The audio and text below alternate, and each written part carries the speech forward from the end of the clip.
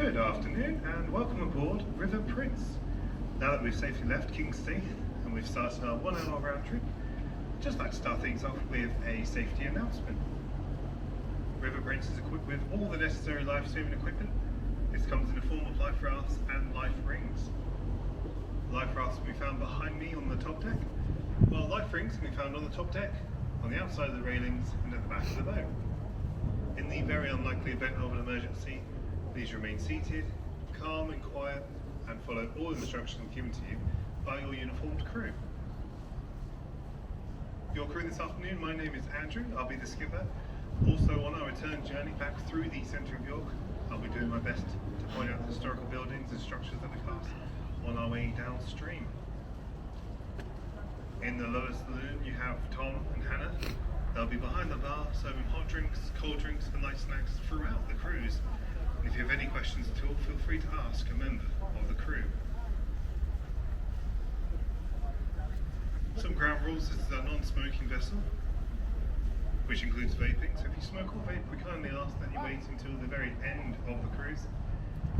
And finally, if you're looking for the toilets at all, they can be found at the back of the boat. From the top deck, the stairs at the back going down towards them, and from the lower saloon, the stairs at the back going up towards them. Again, if you have any questions at all, feel free to ask a member of the crew.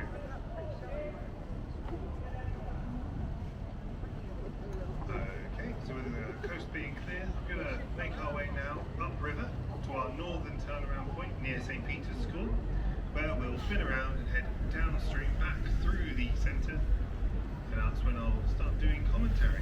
But between now and then, I'll put the microphone down. You can visit the bar or visit the toilets. Just move around the vessel. And like I mentioned, I'll put the microphone back up again once we reach our northern turnaround. Thank you.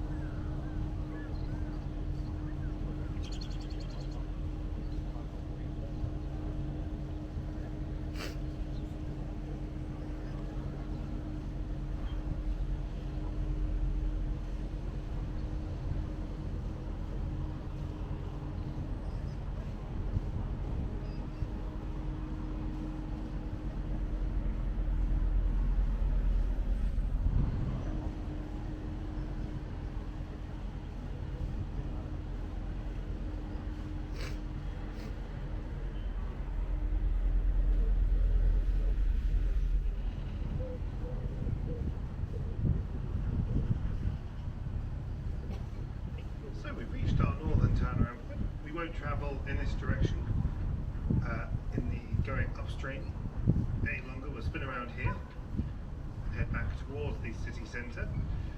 If we were to continue in this direction, going upstream, for a further 8 hours or so, we would eventually end up in the old town of Ripon, where the River Ouse tapers off into much smaller streams, far too small for any boat to navigate, especially the River Prince. So we'll turn around now and head back towards the city centre. While we're still out here in the outskirts, I'll start talking about some of the areas of interest that we pass on the way back into the centre of town. I normally don't travel this far up during the spring, summertime, but for some reason, not quite sure what, the view of York Minster is still visible from the river. Albeit it's in a moment when we come out this turn, it'll be on the left hand side. So if anyone in the lower saloon wishes to come to the top deck to get a view, give you some time to walk up the stairs. But once I've concluded this turn around, it'll be over on the left hand side. But I'll talk more about the York Minster once I've finished spinning around.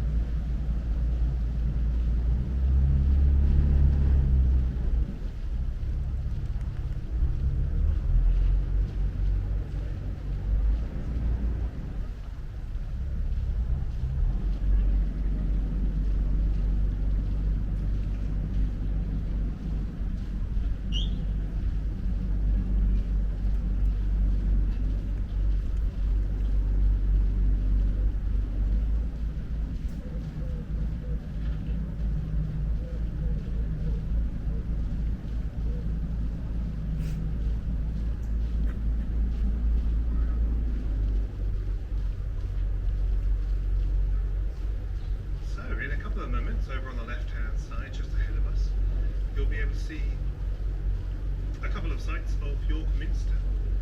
As I mentioned, normally this time of year this wouldn't be something we would normally do. This is normally saved for our winter commentary. But the York Minster was built in 1220, taking roughly 252 years to complete the construction. The central tower we can see over there boasts a height of 213 feet. Making it the tallest point here in York. It's open to the general public.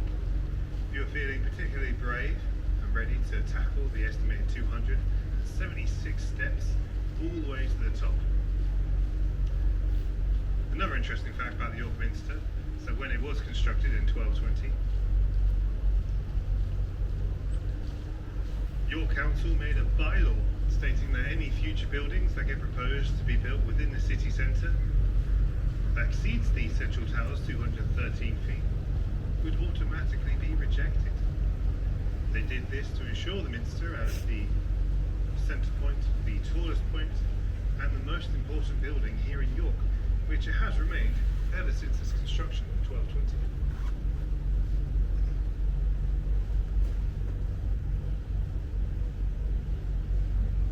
The next area of interest I'd like to point out as we make our way back into the city centre, which is coming up on the left hand side, all of the fields on the left, actually indeed the river side here as well, is all owned and part of St. Peter's School. St. Peter's School is a public school here in York of much renown. It was opened in the year 671 AD. Sorry, correction, 627 AD. Making it one of the 4 oldest still operating schools in the entire world. If you look across the field to the far side in a moment, you'll be able to see a long narrow building with a square tower centrepiece. This is part of the original building. One of its most famous or infamous students, if you've spent any length of time here in York already, you've probably heard his name tossed about a couple of times, was Guy Fawkes. Guy Fawkes, of course, was one of the masterminds behind the gunpowder plot, which threatens to blow up Westminster in London.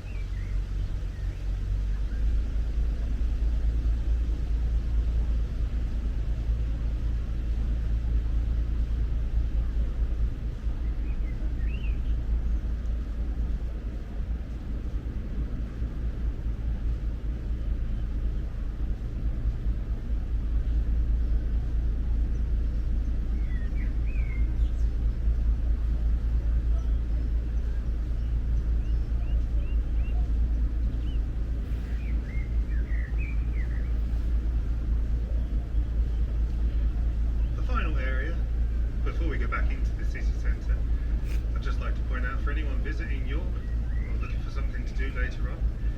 This area of land over on the right hand side on this bend is part of the National Railway Museum. The National Railway Museum here in York was the first national museum built outside of London. It opened in 1975. It boasts the final resting place for the fastest ever built steam-powered train, the Mallard. It's also one of 3 places outside of Japan to see a full bullet train on display. There's lots of other trains, steam-powered trains, locomotives, automobiles on display there. It also has a very detailed and rich description of the development of the railway and how it's improved Britain throughout the years. Best of all, it is free entry to all general public. If you're feeling kind-hearted, they do take donations for maintenance of all the machines they display there. If you are looking for something to do here in York, I'd highly recommend visiting the National Railway Museum. A small detail I'd like to point out as we come around this bit is if you look at the bank on the right hand side, how tall it is compared to the current water level. While it all looks natural, this is all in fact artificial, man-made, and is part of the York's flood defences. They were built to this height because that was indeed the height of a record-breaking flood of the year 2000, which caused hundreds of thousands of pounds worth of property damage, also irreversible damage to some of the historical buildings here in York. The river rose roughly 5.5 metres above normal water heights. These defences are put on both sides of the river, all the way through the centre, but to take it a step further, the houses coming up on the left-hand side have decided to deploy a very unique style of flood defence. These 2-tiered front gardens, while they look pretty, they also serve as practical flood defences to protect those houses from any future flood damage. Sadly, it is estimated to breach over these current flood defences in the very near future.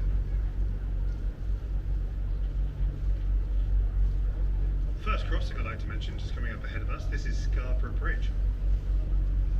Scarborough Bridge was opened to the public in 1844. It's a pedestrian and railway bridge.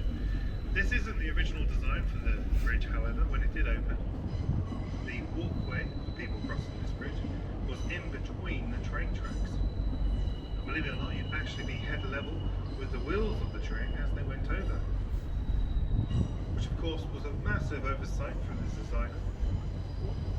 Led to lots of people being very unhappy, the bridge being properly closed, the walkway being completely removed and instead attached to the side of the bridge on the far side. It's also one of the first of its kind to connect an inland city to the east coast, which of course doesn't sound like much in 2024, but back when the bridge opened and completed this railway line back in 1844, it allowed residents of York and the surrounding areas opportunities to travel further than nearly all of them have ever been able to travel before their lives. The next structure I'd like to point out is over on the left-hand side. This is Marygate Tower. Marygate Tower is part of the defences for the city of York, built in the year 1266. When it was constructed, it was originally 3 times the size we see it today, but it was reduced to its current state by an army led by Oliver Cromwell during the siege of York in 1644, and has remained this height ever since. If I can keep your attention to the left-hand side, in a moment we'll be cruising past the museum gardens. In the museum gardens you'll have the Hospitium, the ruins of St Mary's Abbey, and York Museum. The Hospitium, which is coming into view now on the left, is the large white and black timber frame building with a very large roof. The Hospitium served as a guest house for any travelling monks or pilgrims coming to York to visit St Mary's Abbey. The abbey, unfortunately, was a casualty of the dissolution of the monastery by King Henry VIII, leading to its almost complete destruction. I say almost because there are indeed some fragments of St Mary's Abbey still there in the museum grounds, mainly just columns and archways for the windows that used to be there, but everything else was painstakingly taken piece by piece apart by the army of King Henry VIII and sold. The Hospitium survived its destruction only because it was sold to a private buyer before the army could get into the city.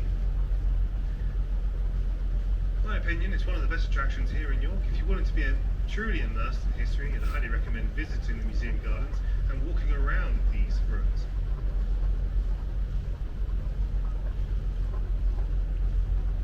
The next crossing ahead of us is Lendal Bridge. This is one of two bridges here in York designed by the famous Thomas Page. Thomas Page, notably famous for designing Westminster Bridge in London. You see quite a lot of similarities in the design. All of his bridges are cast iron bridges.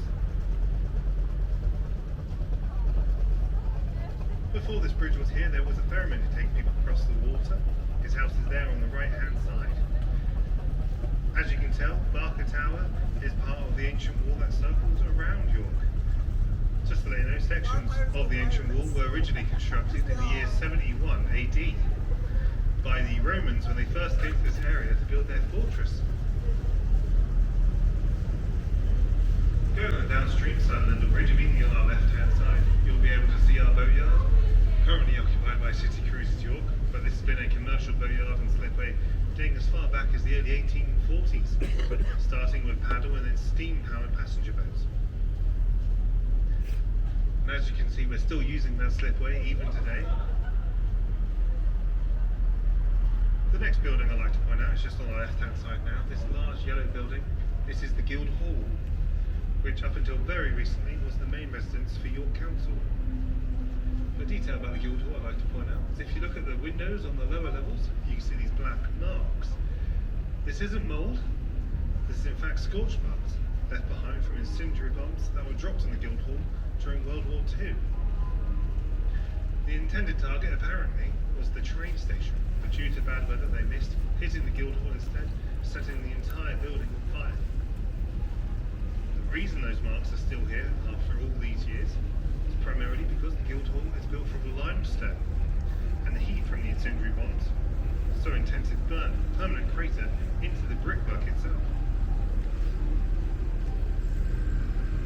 Another small detail I'd like to point out as we go around this bend. If you look underneath the balcony on our left-hand side, you can see these small openings, these archways. These archways once led to a maze-like labyrinth of pathways and chambers which span the entire length of the city. Primarily, these entrances were used by ferrymen bringing food, coal, other goods and products into York via the river, and afforded them direct access into the shops from beneath street level. Unfortunately, due to all the flooding we get here in York and decaying over time, these pathways and chambers have become too dangerous for the general public to travel in. Some of these entrances have even been bricked over. They're now only identifiable by the arched brickwork that would have been the top of the entrance. You can see examples of this on both sides of the river as we approach the next crossing.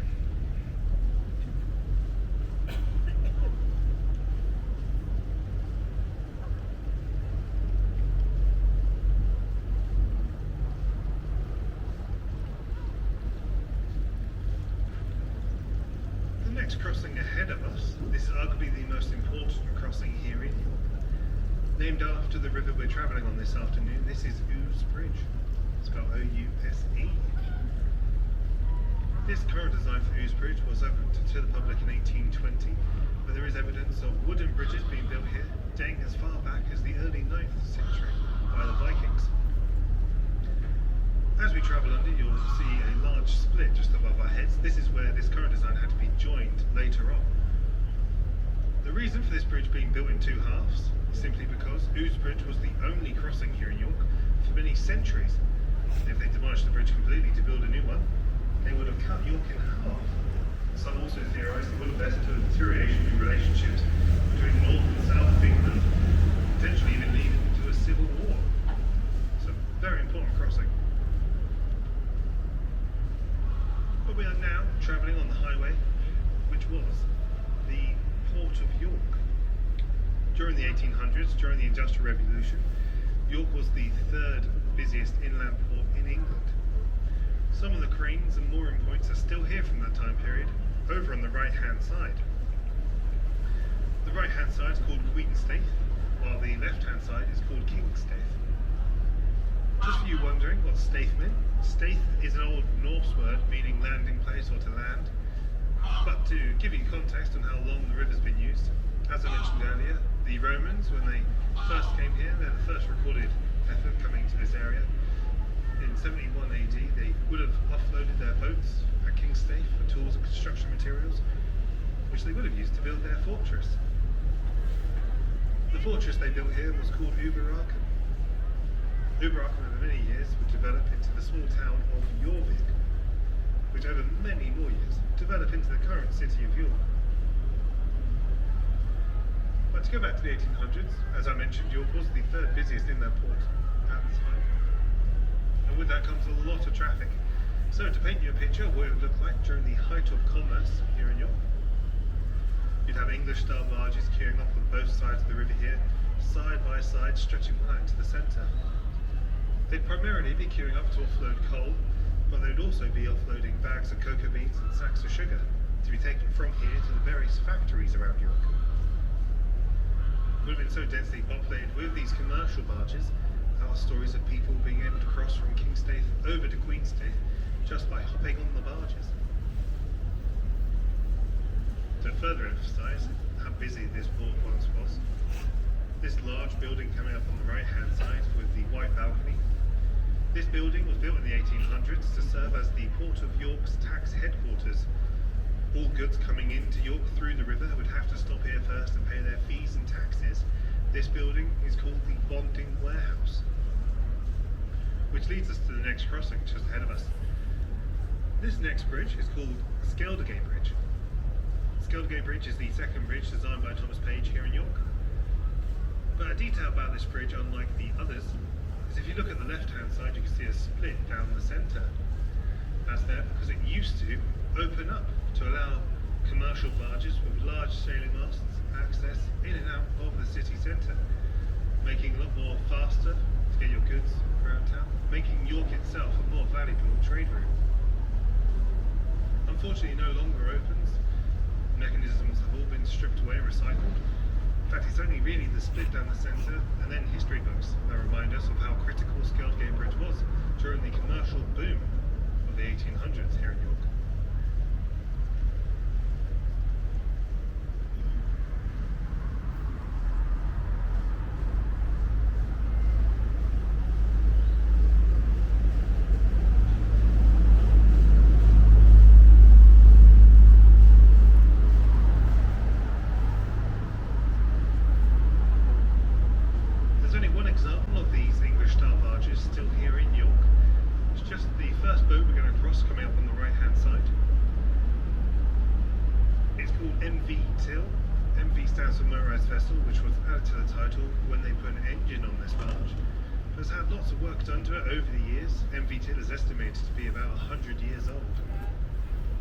Took away the white wheelhouse, the red cladding, and got rid of that engine again, and go back to its original appearance, which would have simply just been a large open space in the centre.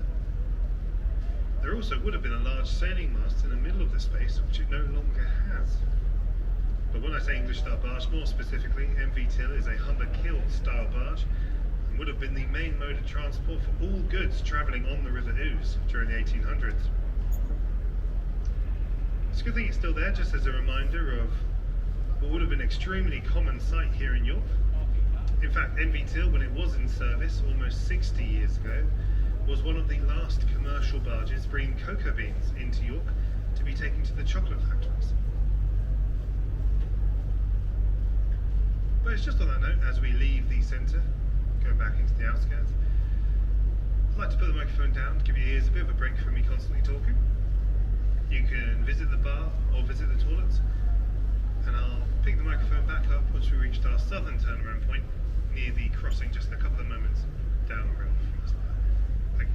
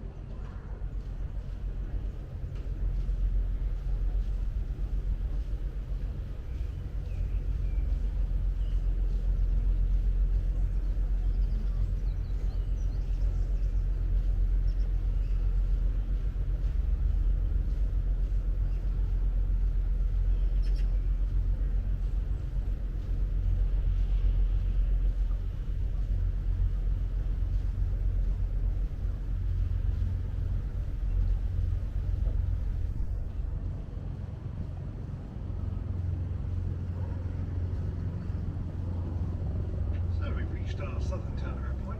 So in a moment, when it's safe to do so, I'll spin us around and head back upstream towards the centre of York.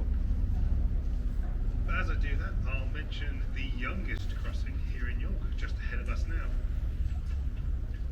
This is Millennium Bridge. Despite its name, Millennium Bridge didn't actually open until the following year of April 2001. This was due to a record-breaking flood, which I mentioned earlier, which caused massive delays to its construction. It's designed to look a bicycle wheel due to the nature of the bridge being a pedestrian and cycle-only crossing. But if we were to continue going past Millennium Bridge for a further 5 miles, we would eventually end at Neyburn Lock and Weir, where the River Ouse becomes tidal and eventually flows past Kingston upon Hull all the way out to the North Sea. So it is possible to head in that direction and then hug the coast all the way down to London. But I wouldn't recommend that trip. Not because I have anything against London, of course. Now, one of the skippers here at Sea Cruises York has worked out the estimated journey time for such a trip would take 2.5 weeks to complete. And I like boat trips as much as the next person, but I think that might be overkill. So now that we've turned around, we'll be making our way upstream back to King's State.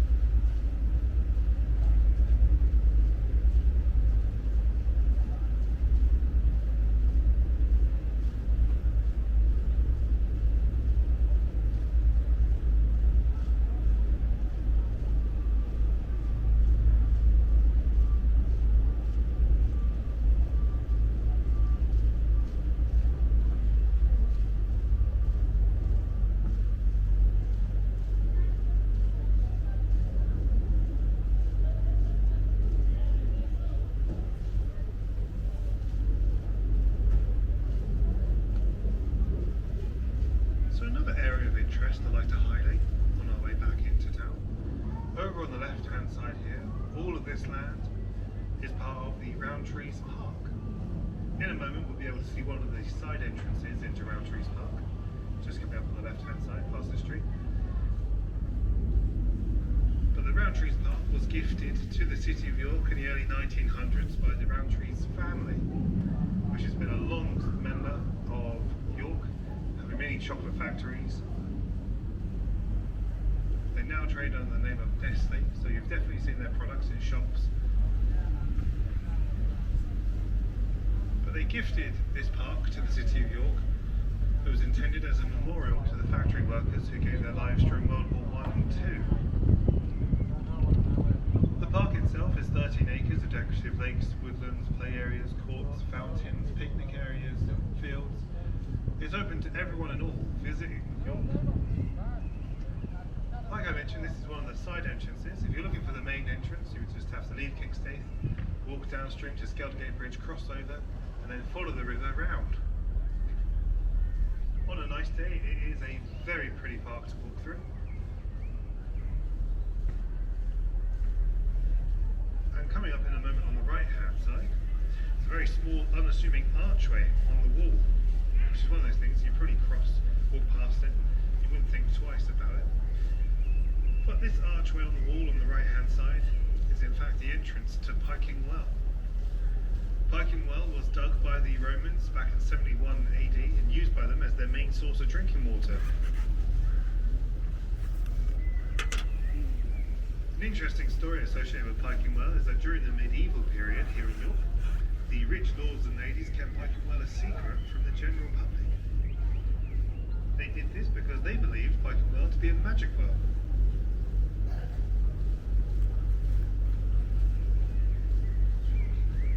If you were feeling sick or you caught a disease and you drank from the well and only Pyking Well, after a day or two you'd be completely recovered. Unfortunately, sadly, it's not a magical well, and what was happening during the medieval period here in York is that the main source of drinking water was drinking directly from the river itself, which unfortunately back then also doubled as the main source of disposing your sewage. And as you can imagine, and it still holds up today, those two things definitely shouldn't mix. You definitely shouldn't be drinking it. You would find yourself in a world of pain. But if you were lucky enough, rich enough, privileged enough to know about plugging well, of course you'd fare off a lot better, it being a safer and cleaner source of drinking water.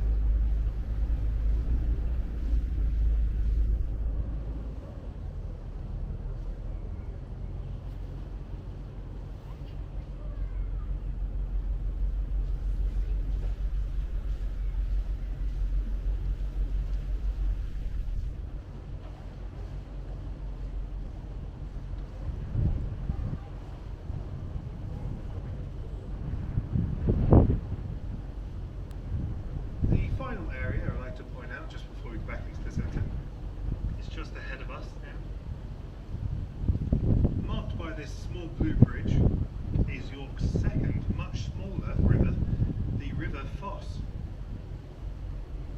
River is a very strong word used to describe this body of water. It only travels off in that direction for about 3 miles before capping off completely.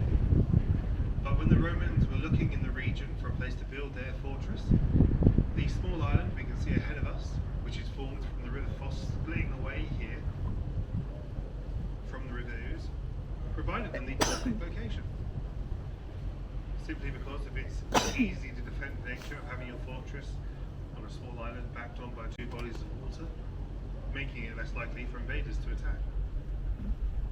So it can be said, if it wasn't for the small River Foss, there would be no city of York.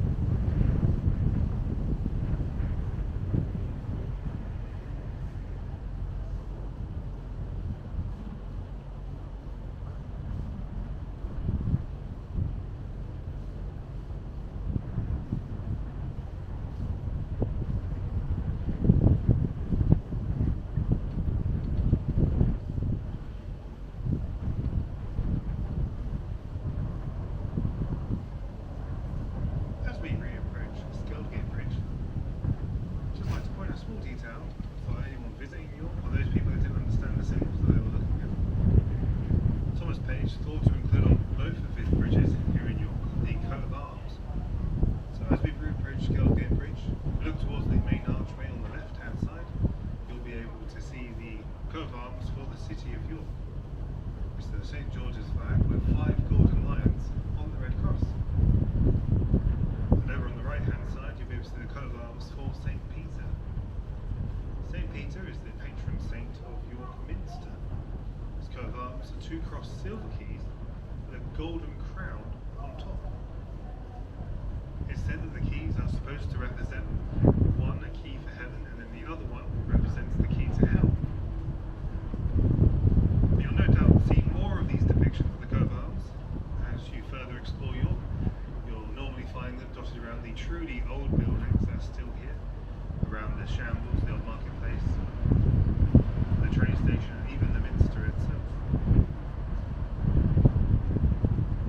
small detail for you to keep an eye out for as you further explore York.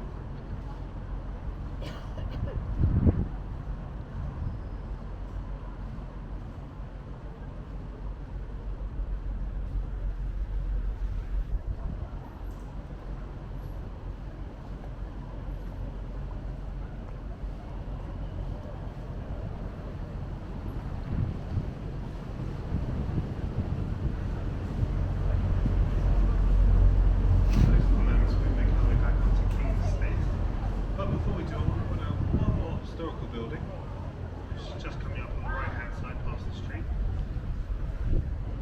If you look to the top of the hill, you'll be able to see Clifford's Tower. Clifford's Tower once served the city of York as a dungeon. They keep prisoners shackled in chains, alive, and throw them over the top of the tower, facing outwards. Sometimes leave them there for weeks, months, or sometimes completely forgetting that they put them there in the first place. As you can see, it's open to the general public nowadays, so I'm sure the views are a lot nicer if you're not shackled in chains and thrown over the top. But from there is an excellent view of York Minster and the surrounding areas, a view you wouldn't get anywhere else. So if you were looking for another recommendation, Clifford's Tower. So we're going to make our approach now onto King's State Landing. I'd just like to use the opportunity to ask you all to remain seated or away from the exits until we're safely back alongside, at which point a member of crew will let me know it's safe to disembark. I say thank you very much from myself, Andrew, from Finn and from Hannah, and from everyone here at City Cruises York. We hope you enjoyed your trip with us this afternoon. You have a great day here in York. Thank you very much.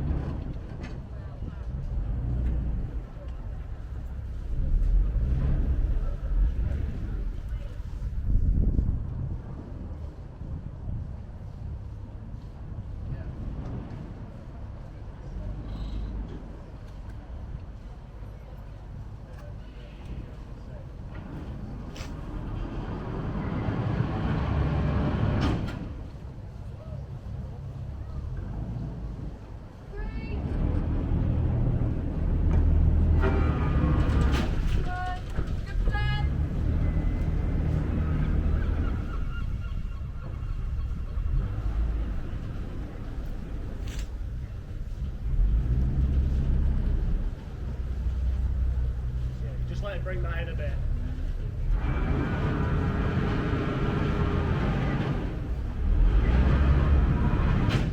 So yeah, now bring that back to the boat.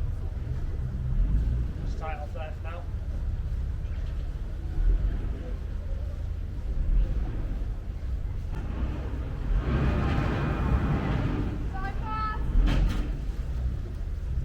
Keep running back on that place. Yeah, good there.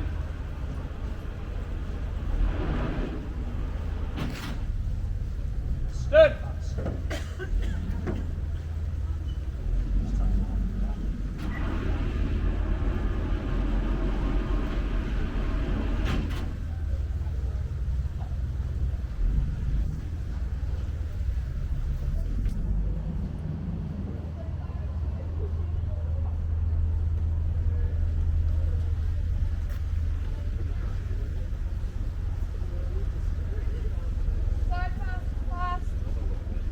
Okay, so on that note, if you give crew just a moment to take the chains across, it'll be safe to disembark again here at King's State.